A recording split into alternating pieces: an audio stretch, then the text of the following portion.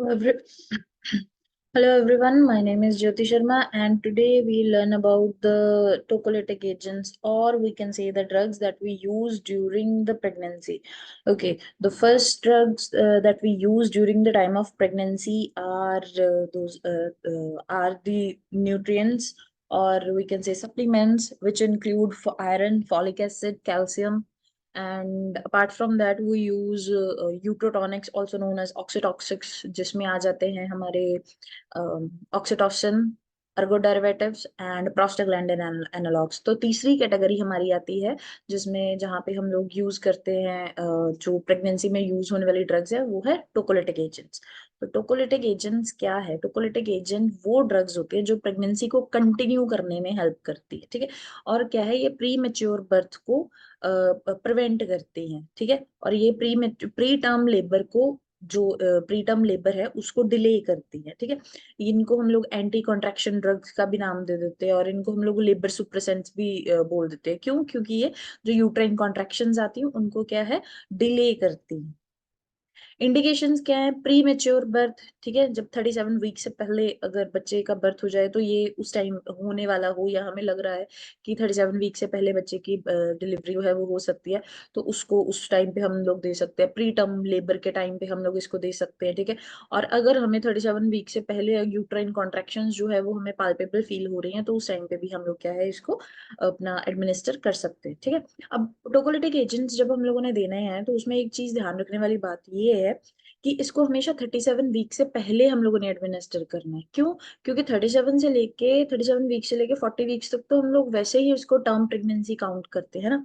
तो term pregnancy अगर हम लोग टर्म प्रेगनेंसी पे देंगे तो ये और प्रोलॉन्ग कर देगा यूट्राइन कॉन्ट्रैक्शंस को, जिसकी वजह से लेबर जो है वो पोस्ट टर्म में चला जाएगा, ठीक है। प्रेगनेंसी जो है वो पोस्ट टर्म में चली जाएगी। तो उस पोस्ट टर्म प्रेगनेंसी को प्रिवेंट बचाने के लिए या अवॉइड करने के लिए हम लोग क्या है, इसको 37 वीक्स ऑफ जेस्टेशन से पहले ही इसको एडमिनिस्टर करते हैं। नेक्स्ट, इसकी कॉन्ट्रा इंडिकेशंस क्या है? अगर हमें लग रहा है कि बच्चा जो है उसका वेट जो है वो 2.5 किलो से कम है, मतलब इंट्रायूट्राइन ग्रोथ रिटार्डेशन है, तो हम लोग क्या है, इसको एडमिनिस्टर नहीं करेंगे, ठीक है। अगर इसके अलावा मदर को क्या है, प्रेगनेंसी है और साथ में उसको क्या है, हार्ट डिजीजेस है, तो उस कंडीशन में भी हम लोग इसको एडमिनिस्टर नहीं करेंगे। उसके अलावा फीटल डिस्ट्रेस, अगर हमें लग रहा है कि बच्चा डिस्ट्रेस में जा रहा है, उसकी हार्ट रेट जो है वो प्रॉपर नहीं आ रही है, कम आ रही है, ठीक है, तो भी हम लोग क्या है, इसको नहीं एडमिनिस्टर करेंगे। इसके अलावा प्लेसेंटा जो है उसकी कोई एबनॉर्मेलिटी है, उसकी शेप जो है वो कम है, मतलब शेप जो है वो प्रॉपर नहीं है, मेम्ब्रेन्स जो है वो 37 वीक से पहले भी रप्चर हो चुकी है, प्री टर्म लेबर जो है वो स्टार्ट हुआ और साथ ही साथ क्या है, जो अपना जो मेम्ब्रेन्स है वो रप्चर हो गई है, तो भी हमने नहीं करना। उसके बाद सबसे इम्पोर्टेंट चीज कि अगर प्रेगनेंसी और या लेबर के टाइम पे जो सर्विकल डायलिटेशन है वो 4 सेंटीमीटर से ज्यादा है या 4 सेंटीमीटर है, तो उस टाइम पे भी हम लोग क्या है, इसको एडमिनिस्टर टोकोलिटिक एजेंट्स को एडमिनिस्टर नहीं करें। नेक्स्ट कम्स दी, अब इसमें टोकोलिटिक एजेंट्स में आने वाली ड्रग्स कौन कौन सी है? तो इसमें 4 तरह की ड्रग्स होती हैं। पहली है बीटा मेमेटिक्स। इसमें इसके अंदर अंदर भी 2 तरह की ड्रग्स जो है वो आ जाती है, ठीक है। एक आ जाती है टर्ब्यूटालिन, दूसरी आ जाती है रोट्रीड्राइन, ठीक है। दूसरी आ जाती है इंडोबिथासिन, ठीक है। तीसरी आ जाती है मैग्नीशियम सल्फेट, चौथी आ जाती है नेफेडिपिन, ठीक है। सबसे पहले हम लोग बीटा मेमेटिक्स की बात करें तो बीटा मेमेटिक्स जो है ये ड्रग ऑफ चॉइस है। इसके जो साइड इफेक्ट्स है ये बहुत कम होते हैं। तो इसमें आने वाली 2 ड्रग्स और कौन कौन सी है, टर्ब्यूटालिन एंड रिट्रोड्राइन। तो सबसे पहले हम लोग ट्रिब्यूटालिन की बात करें तो ट्रिब्यूटालिन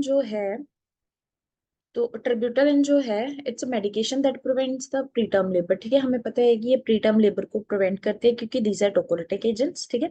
और उसके अलावा ये क्या है, इसको हम लोगों ने जब भी एडमिनिस्टर करना है तो क्या करना है कि इसको पेशेंट को क्लोजली एंड थॉरली मॉनिटर करना है। ये नहीं है कि उसको मतलब पल्स ऑक्सीमीट्री वगैरह लगा के छोड़े, उसको हम लोगों ने फिजिकली भी हम लोगों ने क्या है, उसको प्रॉपरली जो है वो सुपरवाइज करना है, ठीक है। उसके अलावा जो टर्ब्यूटालिन है, अगर हमें पेशेंट्स को एडमिनिस्टर करनी पड़ रही है तो हम लोगों ने क्या है, उन पेशेंट्स को पहले, ये वाले पेशेंट्स को अवॉइड करना है। अगर किसी को कार्डियोवैस्कुलर डिजीज है, कन्वल्सिव डिसऑर्डर्स है, डायबिटीज मेलाइटिस है, हाइपरटेंशन है, हाइपरथायरॉयडिज्म या हाइपोकलीमिया है, तो उन पेशेंट्स को क्या है, हम लोग अवॉइड करेंगे पहले तो। लेकिन अगर बहुत ही ज्यादा जरूरी है कि हमें उनको देना ही पड़ रहा है तो हम लोग क्या है, उनको बहुत ही ध्यान से और बहुत ही कम डोजेज से उसको क्या है स्टार्ट करेंगे, ठीक है। उसके अलावा टोकोलिटिक एजेंट्स में जो टर्ब्यूटालिन है ये क्या करती है, ये मायोमेट्रियम के मसल्स को रिलैक्स करती है, जिसकी वजह से क्या है कि जो कॉन्ट्रैक्शन है, लेबर कॉन्ट्रैक्शन, ये यूट्राइन कॉन्ट्रैक्शन है, वो डिले होती है। ठीक है, ये इसका आ गया मैकेनिज्म ऑफ एक्शन। ठीक है।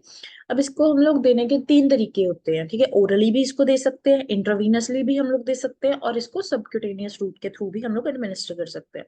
सबसे पहले ओरल रूट की बात करें तो इसमें इसकी डोजेज जो है वो 2.5 से लेके 10 mg पर 4 आवर रहेगी, मतलब हर 4 घंटे के बाद हमने उसको 2.5 mg जो है वो देनी है। ठीक है, और इसको हम लोग 12 घंटे तक क्या है कंटिन्यू कर सकते हैं। इंट्रावीनस रूट की बात करें तो इंट्रावीनस को जब भी हम लोगों ने आईवी रूट के थ्रू देना है तो इसको हमेशा 5% डेक्सट्रोज जो है उसमें डाइल्यूट करके देना है। ठीक है, और जो भी हमारा जो डेक्सट्रोज 500, जो हमारा 5% डेक्सट्रोज रहेगा वो उसकी अमाउंट कितनी होनी चाहिए, 500 ml। ठीक है, जो बड़ी वाली बॉटल होती है। इसकी इनिशियल डोज जो है वो कितनी रहेगी, 2.5 mcg, that is micrograms per minute. और इसकी इनिशियल ड्रॉप रेट कितनी रहेगी, 3 ड्रॉप्स पर मिनट। ठीक है, अब आधे घंटे के तक हम लोगों ने वेट करना है और चेक करना है कि कोई साइड इफेक्ट या कोई हाइपर सेंसिटिविटी तो नहीं अराइव हुई है। अगर नहीं हुई है, पेशेंट को नहीं अपीयर हुई है, तो हम लोग इसकी डोजेज को इंक्रीज कर देंगे 17.5 से लेके 30 mcg तक, और इसकी ड्रॉप रेट को सेट करेंगे 10 ड्रॉप्स पर मिनट तक। ठीक है, फिर से हम लोग आधे घंटे तक पेशेंट को क्या है मॉनिटर करेंगे। अगर कोई एलर्जी हुई है तो हम लोग इसको स्टॉप कर देंगे, विड्रॉ कर लेंगे। अगर नहीं हुई है तो इसकी ड्रॉप रेट को क्या है और इसके डोजेज को इंक्रीज कर देंगे up to 70 to 80 micrograms per minute, और ड्रॉप रेट हम लोग सेट करेंगे 30 ड्रॉप्स पर मिनट। ठीक है, इसको भी हम लोग कंटिन्यू कर सकते हैं 12 आवर्स के लिए। उसके बाद आ जाता है सबक्यूटेनियस रूट। सबक्यूटेनियस रूट में जो डोजेज है वो कितनी रहेगी, 0.25 mg, दैट इज मिलीग्राम, और इसको भी हम लोग क्या है 12 आवर्स तक के लिए कंटिन्यू कर सकते हैं। ठीक है, सेकेंड ड्रग आ जाती है रेट्रोड्राइन। रेट्रोड्राइन की जनरल डोज होती है 50 mg। इंट्रावीनस जो इनिशियल डोज रहती है, इंट्रावीनियसली इनिशियल डोज रहेगी 50 to 100 mcg माइक्रोग्राम्स।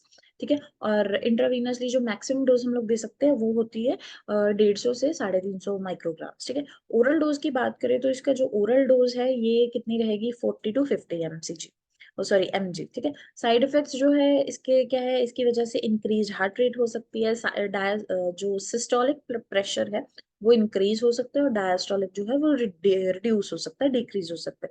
इसके अलावा चेस्ट पेन और एरिथमियाज जो है वो भी हो सकता है। ठीक है, इसका मैकेनिज्म ऑफ एक्शन क्या है, इट इज बीटा 2 एडनर्जिक एगोनिस्ट। ठीक है, और ये क्या करता है, कैल्शियम चैनल ब्लॉकर्स को ब्लॉक करता है। ठीक है, और मतलब ये कैल्शियम चैनल ब्लॉकर्स की तरह काम करता है। और ये क्या करता है, जब ये कैल्शियम चैनल ब्लॉकर्स की तरह काम करता है तो ये क्या करता है, कैल्शियम चैनल्स को ब्लॉक करता है। उसके बाद ये क्या करेगा, इंटरसेलुलर कैल्शियम जो कंसंट्रेशन है उसको डिक्रीज कर देगा। ठीक है, अब जो डिक्रीज कैल्शियम की कंसंट्रेशन है वो क्या करेगा, यूट्रस के जो स्मूथ मसल्स है, दैट इज मायोमेट्रियल लेयर के जो मसल्स हैं उनको रिलैक्स कर देगी, जिसकी वजह से जो यूट्राइन कॉन्ट्रैक्शन है वो भी रिड्यूस हो जाती है और डिले हो जाती है। ठीक है, नेक्स्ट सेकंड ड्रग आ जाती है इंडोमेथाजिन। ठीक है, बीटा मेमेटिक्स के बाद जो सेकंड ड्रग, सेकंड टोकोलिटिक एजेंट है वो है इंडोमेथाजिन। इंडोमेथाजिन जो है उसको हम लोग दो तरीके से एडमिनिस्टर कर सकते हैं, रेक्टल और ओरल। रेक्टल डोज जो है वो 50 to 100 माइक्रोग्राम्स रहेगी। ठीक है, और ओरल डोज जो है वो 25 to 50 mg जो है वो रहेगी। अब जो इंडोमेथाजिन है उसके दो मेन सबसे इंपॉर्टेंट जो सीरियस साइड इफेक्ट्स है वो क्या है, वो बच्चे को होंगे। तो सबसे पहले क्या है, जो बच्चा जो यूरिन करेगा, ठीक है, वो रिड्यूस हो जाएगा, जिसकी वजह से क्या है, एमनियोटिक फ्लूइड रिड्यूस हो सकता है। ठीक है, ओलिगोहाइड्रोएमिनोज जो है फीमेल में वो कंडीशन भी हो सकती है। ठीक है, उसके अलावा क्या है, जो ऐसे जो कि बच्चे की बॉडी में बिफोर बर्थ जो फीटल सर्कुलेशन है वो हॉल्ट हो सकती है, उसमें कोई ना कोई ऑब्स्ट्रक्शन जो है वो आ सकती है। ठीक है, मतलब उसका जो पाथवे है वो कहीं ना कहीं से ऑल्टर हो जाएगा, जिसकी वजह से बच्चे को ब्लड सप्लाई प्रॉपरली नहीं मिलेगी। ठीक है, थर्ड जो ड्रग है टोकोलिटिक एजेंट है वो है मैग्नीशियम सल्फेट। तो मैग्नीशियम सल्फेट जो है इसकी डोजेज जो है वो 4 to 6 ग्राम्स रहेगी। ठीक है, और इसको हम लोग 500 ml ऑफ डेक्सट्रोज में मिक्स करके देंगे। ठीक है, इस ये वाली ड्रग के ही बच्चों का सवाल होता है कि इसको तो, ये तो एंटी कन्वल्जेंट ड्रग है, इसको तो हम लोग हाइपरटेंशन में या हम लोग एक्लेम्सिया में यूज करते हैं। It is a convulsant drug, लेकिन उस टाइम पे इसकी डोजेज जो है वो इंक्रीज होती है, 5 से 10 जो माइक्रोग्राम, जो mg जो ड्रग है वो हम लोग उस टाइम पे इसको एडमिनिस्टर करते हैं। और उस टाइम पे इसको देने का जो रूट रहता है वो भी डिफर करता है, ठीक है। तो इसको जब हम लोग प्री टर्म प्रेगनेंसी में देते हैं तो ये इट एक्ट्स एज टोकोलिटिक एजेंट, ठीक है। उसके बाद फोर्थ टोकोलिटिक एजेंट है निफेडिपिन। निफेडिपिन क्या है? It is also an hypertensive drug, ठीक है। ये भी कैल्शियम चैनल ब्लॉकर की तरह काम करती है, ठीक है। ये भी कॉन्ट्रैक्शन को सुप्रेसेंट करती है, मतलब सुप्रेसेंट डिप्रेस करती है, डिले करती है। ओरल इनिशियल डोज जो है वो 20 माइक्रोग्राम्स होती है, मैक्सिमम डोज जो है वो 160 ग्राम पर डे हम लोग क्या है एडमिनिस्टर कर सकते हैं। आईवी डोजेज की बात करें तो 0.5 mg, 2.5 mg, 20 mg and 40 mg जो है according to the patient condition ये वेरी करती है, ठीक है। साइड इफेक्ट्स जो है इसकी वजह से हाइपरग्लाइसीमिया जो है वो हो सकता है, क्योंकि इसको हम लोग 5% एक्सट्रोज के साथ क्या है एडमिनिस्टर करते हैं। और एक्सट्रोज क्या होता है? प्योर शुगर, ठीक है। उसकी वजह से ब्लड शुगर जो लेवल जो है वो इंक्रीज हो सकता है। इसके अलावा ब्लड विजन और हाइपरटेंशन जो है वो, ये वाले साइड इफेक्ट्स जो है वो भी हो सकते हैं। सेकेंड जो नेक्स्ट ड्रग आती है, ठीक है, आफ्टर टोकोलिटिक एजेंट्स के बाद जो हम लोग प्रेगनेंसी में एडमिनिस्टर कर सकते हैं वो आती है डायूरेटिक ड्रग्स, ठीक है। डायूरेटिक ड्रग्स कौन सी होती हैं? डायूरेटिक ड्रग्स ऐसी ड्रग्स होती है जो हमारे यूरिन आउटपुट को इंक्रीज करती है, ठीक है। अब हमें पता है कि सारी प्रेगनेंसी जो है वो हाई रिस्क पे होती है, लेकिन उनमें से सबसे इम्पोर्टेंट हाई रिस्क जो प्रेगनेंसी है या जिसको हम लोग कंसिडर करते हैं वो क्या है? प्रेगनेंसी विद हाइपरटेंशन, ठीक है, जिसको हम लोग एक्लेम्पसिया या प्री एक्लेम्पसिया भी बोलते हैं, ठीक है। अब हाइपरटेंशन में क्या होता है? डायूरेटिक ड्रग्स जो है हम लोग मदर को एडमिनिस्टर करते हैं यूरिन आउटपुट को इंक्रीज करने के लिए, सो दैट कि मदर की बॉडी से जो सोडियम लेवल है वो रिड्यूस हो जाए, ठीक है। क्यों वो कैसे होएगा? क्योंकि जब हम लोग डायूरेटिक्स जो है वो एडमिनिस्टर करते हैं, इनको हम लोग ये लूप, इनमें हम लोग मेनली लूप डायूरेटिक्स जो है वो एडमिनिस्टर करते हैं। और लूप डायूरेटिक जो होते हैं ये हमारे जो किडनी में लूप ऑफ हेनले होता है उसके ऊपर एक्ट करते हैं, जिसकी वजह से जो हमारी सोडियम और पोटासियम दोनों की जो रीअब्जॉर्प्शन है वो कम हो जाती है। अब जो रीअब्जॉर्प्शन जब उनकी कम हो गई तो उसकी वजह से क्या है, जो एक्स्ट्रा जो कैल्शियम और सॉरी पोटासियम और जो सोडियम है वो हमारी बॉडी से यूरिन के थ्रू एक्सक्रीट आउट हो जाता है, ठीक है। तो ये इसका मैकेनिज्म ऑफ एक्शन हो गया, ठीक है। अब जब ये सोडियम थोड़ा बहुत जब हमारी बॉडी से निकल जाता है तो ब्लड प्रेशर क्या है ऑटोमेटिकली हमारा क्या है जो है ड्रॉप डाउन हो जाता है, ठीक है। इंडिकेशंस क्या है? सबसे पहले तो क्या है कि प्रेगनेंसी इंड्यूस्ड हाइपरटेंशन में हमने इसको एडमिनिस्टर करना होता है, और साथ में जिनको जिनको पैथोलॉजिकल एडीमा जो है वो होता है, ठीक है। ये पैथोलॉजिकल एडीमा जो है ये क्लेम्सिया वाली कंडीशंस में जो है वो कॉमनली अराइज हो जाता है, ठीक है। अब उसके अलावा सीवियर एनीमिया है और प्रेगनेंसी विद कार्डियक कंडीशंस है तो भी हम लोग इसको एडमिनिस्टर कर सकते हैं, ठीक है। और एक्लेम्सिया जो है फीमेल को एक्लेम्सिया भी है, साथ के साथ उसको पल्मोनरी एडीमा है। अब पल्मोनरी एडीमा कैसे होएगा? जैसे देखो पैथोलॉजिकल एडीमा हुआ किसी को, ठीक है। पैथोलॉजिकल एडीमा होने के बाद क्या हुआ? वाटर रिटेंशन सेल्स में जो वाटर रिटेंशन है वो इंक्रीज हुई, इतनी ज्यादा हुई कि उन्होंने इंट्रासेलुलर फ्लूइड जो है वो इंक्रीज होना शुरू हो गया, ठीक है। और वो इतना ज्यादा इंक्रीज हुआ कि उन्होंने जो हमारी ब्लड वेसल्स है उसके ल्यूमन के ऊपर प्रेशर डालना शुरू करा। अब जब ये वाला प्रेशर जो है वो इंक्रीज होता होता होता हुआ क्या है, जो हमारे जो फ्लूइड है उसका बैक फ्लो हो जाएगा, वो बैकलैश करेगा। और जब वो बैकलैश करेगा या बैक फ्लो उसका होएगा तो ये लंग्स की तरफ क्या है मूव होना स्टार्ट हो जाएगा, तो जिसकी वजह से लंग्स में भी फ्लूइड फिल हो सकता है, तो जिसको हम लोग पल्मोनरी एडीमा बोल सकते हैं, ठीक है। तो पल्मोनरी एक्लैम्सिया विद पल्मोनरी एडीमा वाले पेशेंट्स में हम लोग क्या है इसको एडमिनिस्टर कर सकते हैं। उसके अलावा ब्लड ट्रांसफ्यूजन की अगर किसी को जरूरत है तो भी हम लोग इसको एडमिनिस्टर कर सकते हैं, ठीक है, सो दैट कि बॉडी में जो फ्लूइड ओवरलोड है वो ना हो, ठीक है। इसके अलावा इसको हम लोग एंटी हाइपरटेंसिव ड्रग्स के एडजेसेंट भी दे सकते हैं, मतलब कि कोई अगर एंटी हाइपरटेंसिव ड्रग हमारे पास अवेलेबल नहीं है तो उसके एडजेसेंट उसके जगह पे हम लोग इसको भी दे सकते हैं, ठीक है, जैसे हाइड्रोलाजीन या डाइऑक्साइड, ठीक है। कॉमन प्रेपरेशंस जो है वो सबसे इम्पोर्टेंट कॉमन जो है वो है फ्रूसेमाइड, ठीक है, जो हम लोग इसमें एडमिनिस्टर करते हैं। फ्रूसेमाइड जो है ये लूप डायूरेटिक है, ठीक है। इसकी मेंटेनेंस डोज जो कितनी रहेगी, 40 mg per day only for 5 days, ठीक है। ओरली इसको देना है और इसको हमेशा पेशेंट को बोलना है कि आपने ब्रेकफास्ट के बाद लेना है, ठीक है। और दूसरा क्या है कि अगर इसकी कंडीशन, पेशेंट की कंडीशन बहुत ज्यादा एक्यूट हो जाती है, ठीक है, तो हम लोगों ने क्या है इस ड्रग को पेरेंटल रूट के थ्रू देना है। तो उस टाइम पे इसकी डोजेज जो है वो 40 to 50 mg जो है वो हो जाएगी, ठीक है। और इसको डेली एडमिनिस्टर करें। मोड ऑफ एक्शन अगेन की लूप डायूरेटिक है, ये हमारी जो लूप ऑफ हेनले है किडनी पे उसके ऊपर वर्क करता है। और ये क्या करता है, जो सोडियम और पोटासियम का रीअब्जॉर्प्शन है उसको प्रिवेंट करता है, ठीक है। और साथ के साथ क्या ये करता है कि ये जब रीअब्जॉर्प्शन जो है वो नहीं होएगी तो उसके साथ साथ क्या रहेगा कि जो सोडियम है वो एक्सक्रीट आउट हो जाएगा थ्रू यूरिन, ठीक है। लास्ट में आ जाती है कॉम्प्लिकेशंस क्या हो सकती हैं डायूरेटिक्स की।